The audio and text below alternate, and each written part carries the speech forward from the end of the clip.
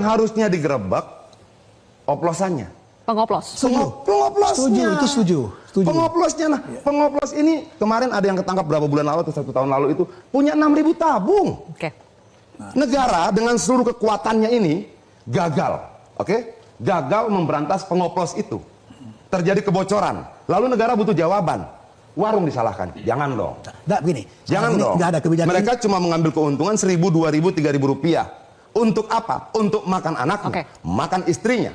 Yang harusnya menjadi tanggung jawab negara secara konstitusional. Ditanggapi dulu nih, Bang, Ya, soal negara gagal. Nggak, bukan. Jadi gini, apa yang dimaksud Bang itu adalah fakta. Nah, sekarang persoalannya adalah bagaimana menata ini sistem listrik agar tidak terjadi oplosan. Sekarang Pertamina hanya mampu mengontrol dengan sistem sampai Pangkalan.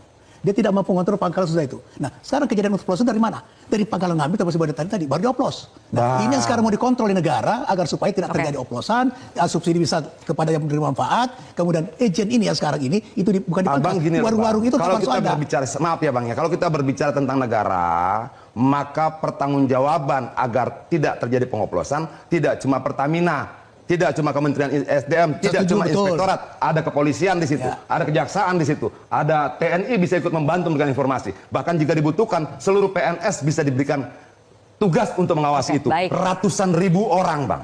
Desa kita cuma 70.000 sekian. Ya, bukan salah, bukan tanggung jawab satu pihak saja. Ada Babinkan Tipmas. Kenapa kemudian pengoplos itu tidak bisa diberantas? Nah inilah ditata ini, kalau kelola ini supaya bisa diberantas itu. Tidak kalau sistem tidak berjalan, susah. Polisi, kejaksaan bagaimana mau menangkap? Kalau sistem tidak berjalan. Pengoplos itu terbuka.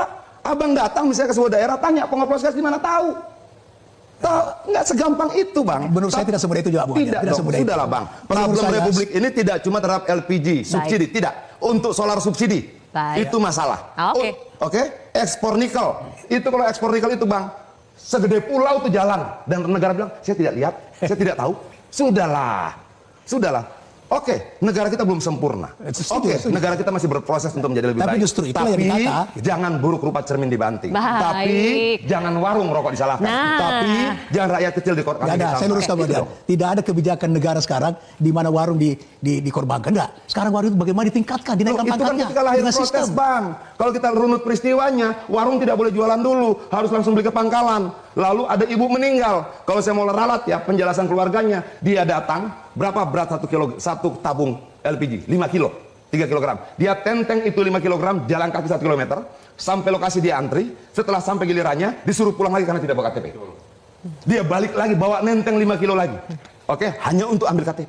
Lalu dia balik lagi ke sana. 1 hari untuk membeli 1 tabung gas itu, dia bolak-balik 4 kilo.